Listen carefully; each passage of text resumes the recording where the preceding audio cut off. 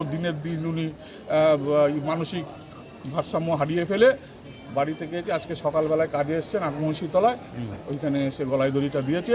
তা ওনার এই মৃত্যুর জন্য বর্তমান নির্বাচন কমিশন জ্ঞানেশ কুমার হচ্ছে একমাত্র দায়ী।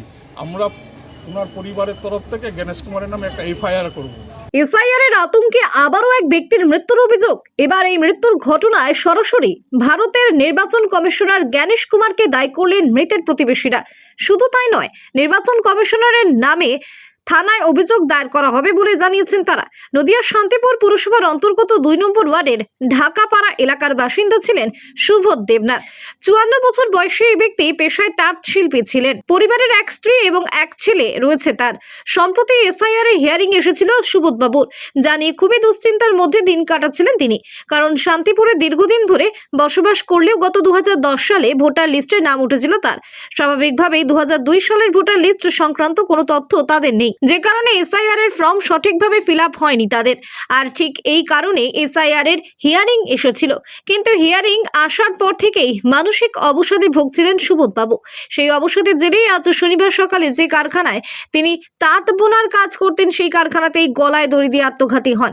পরে খবর পেয়ে পুলিশ ঘটনাস্থলে পৌঁছে মৃতদেহটি উদ্ধার করে ময়নাতদন্তের জন্য হাসপাতালে নিয়ে যায়। এসআইআর আতঙ্কে সুবোধ দেবনাথের আত্মঘাতী হওয়ার বিষয়ে তার স্ত্রী ও প্রতিবেশীরা কি জানিয়েছেন শুনুন।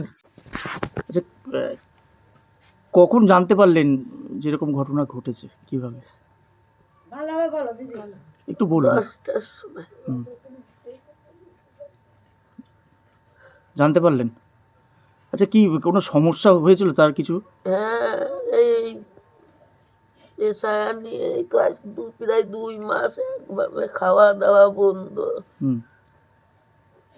রাত্রি ঘুমাই না। ওই ঘুমের পরই মাঝে মাঝে দিয়ে তারপরে ঘুমাই।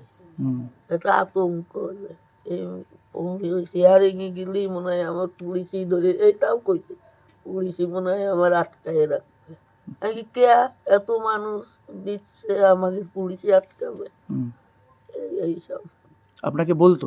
হ্যাঁ, ও, সবাইকেই বলতো, এই পাড়ার সবাইকেই বলতো। ভয়ে খাওয়া দাওয়া ছেড়ে দিয়েছিল? খাওয়া একদম খেতই না। ওনার বাড়িতে পরে ফাইল টাইল আইনে আজ 2-3 দিন কয়টা করে ভাত খাচ্ছে। ওনার কাছে নোটিশ এসেছিল? হ্যাঁ আচ্ছা, নোটিশ আসার পর আরো বেশি ভয় পাচ্ছেন? হ্যাঁ ভোটার তালিকায় নাম নেই নাকি? হ্যাঁ, আমাকে 10 সালে নাম উঠেছে।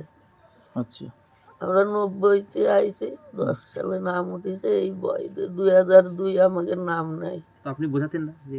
সবাই বুঝাতো, আমি একলা নেই, পাড়ার সবাই। এই ঘটনার সঙ্গে অন্য কোনো ঝামেলা ছিল আপনার বাড়িতে? না, আমরা 3 জনই মানুষ। আমার ছেলে তো বিয়ে করে নাই, কোনো ঝামেলা নাই আমার বাড়ি। তাহলে কি মনে করছেন এই ঘটনা, যে এসআইআর এর ভয়েই তিনি উনি এরকম? এই বয়ে মাঝে মাঝে বলতো যে তোদের জন্য আমি গলায় দড়ি দিয়ে মরতে পারতেছি না, আমি হিয়ারিং এ যাবো না। ভয় পাচ্ছিল? এই ভদ্রলোকের বাড়ি হচ্ছে 2 নম্বর ওয়ার্ডের ঢাকাপাড়ায়। তা বিগত 4 তারিখে ওনার হিয়ারিংয়ের এসআইআর চিঠি আসে। আচ্ছা, সে চিঠি আসার পর থেকে উনি একটা মানসিকগ্রস্ত হয়ে পড়েন। তা উনি সবার সঙ্গে, ফ্যামিলির লোকের সঙ্গে এবং আমাদের সঙ্গেও, আমার সঙ্গে খোকন দেবনাথের সঙ্গে উনি আলোচনা করেন যে কি হবে। আমরা বললাম কিচ্ছু হবে না, আপনার যা কাগজপত্র আছে ওইগুলো আপনি দাখিল করবেন এবং আপনি একটা সরকারি ঘর পেয়েছেন, আচ্ছা, আপনি নিশ্চিত আপনার হবে না, আপনার নাম উঠে যাবে, আপনার ফাইনাল যে লিস্ট বেরোবে সেই লিস্টে নামটা উঠে যাবে। উনি কিছুতেই এটা মানতে চাইছে না এবং আরও দিনের দিন উনি মানসিক ভারসাম্য হারিয়ে ফেলে বাড়ি থেকে আজকে সকালবেলায় কাজে এসছেন আগমনশীতলায়, ওইখানে এসে গলায় দড়িটা দিয়েছে। তা ওনার এই মৃত্যুর জন্য বর্তমান নির্বাচন কমিশন জ্ঞানেশ কুমার হচ্ছে একমাত্র দায়ী। আমরা ওনার পরিবারের তরফ থেকে জ্ঞানেশ কুমারের নামে একটা এফআইআর করব। এইটা হচ্ছে এবার বাড়ির লোক আসছে, ওর ছেলে আসলে তাদের সঙ্গে আলোচনা করে আমরা একটা এফআইআর করবো জ্ঞানেশ কুমারের নামে। আচ্ছা, এই এসআইআর কারণেই তাহলে একদম 100% এসআইআর কারণে, কারণ উনি দিনের পর দিন আমাদের কাছে গেছে, তাহলে তো আমরা জানতাম না আমার এই এসআইআরটা কী হবে, আমার হিয়ারিংয়ে কী হবে, এই নিয়ে খুব উনি মানসিক এটা নিয়ে কেউ ভয় দেখিয়েছিল যে কি? ওনাকে কেউ ভয় দেখানি। ওনার পরিবারে কোনো অশান্তি নেই, পরিবারে 3 জন ফ্যামিলি মেম্বার, বউ উনি এবং ওনার ছেলে ভালো একটা কাজ করেন, উনিও স্বাবলম্বী কাজ করেন, ওনার সংসারে কোনো আর্থিক কোনো দুরবস্থা নেই, উনি সাংসারিক দিয়ে শান্তি, কিন্তু ওনার এই একটাই হচ্ছে এসআইয়ের বার্ষিক। মেডিকেয়ার জেনারেল হাসপাতাল। আমরা মনে করি স্বাস্থ্যসেবা শুধু পেশা নয়, মহৎ দায়িত্ব। আমাদের হাসপাতাল বাঁকুড়ার স্বাস্থ্যসাথী গ্রেড এ হাসপাতাল। আমরা কিউসিআই স্বীকৃত। গুণমান এবং চিকিৎসা পদ্ধতির জন্য আমরা অনুমোদন পেয়েছি NABH এর। আমাদের এখানে রয়েছে নিজস্ব cath lab, X-ray, CT scan সহ সমস্ত পরীক্ষা নিরীক্ষা আমাদের অন্তর্বর্তী হাসপাতালেই হয়ে থাকে। নতুন প্রজন্মের ছেলে মেয়েদের জন্য আমরা নিয়ে এসেছি অভিনব কিছু কোর্স। 2025-2027 শিক্ষাবর্ষের জন্য ভর্তি চলছে।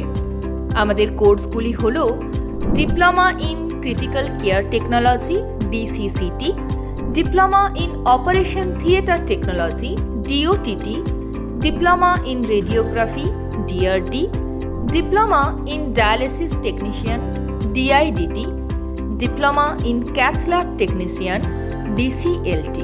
আমাদের প্রতিটি course West Bengal medical facility কর্তৃক স্বীকৃত এবং প্রত্যেক কোর্সের ফিস 2 বছরে মাত্র 70,000 টাকা। ভর্তি প্রক্রিয়া অত্যন্ত সহজ। ন্যূনতম যোগ্যতা বিজ্ঞান বিভাগে উচ্চ মাধ্যমিক পাস।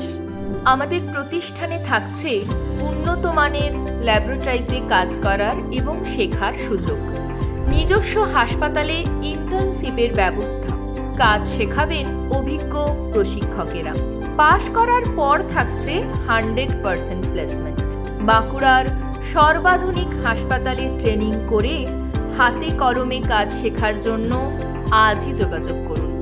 মনে রাখবেন, আসন সংখ্যা কিন্তু সীমিত। আমাদের ঠিকানা সরিষাদিঘি, কতুলপুর, বাঁকুড়া।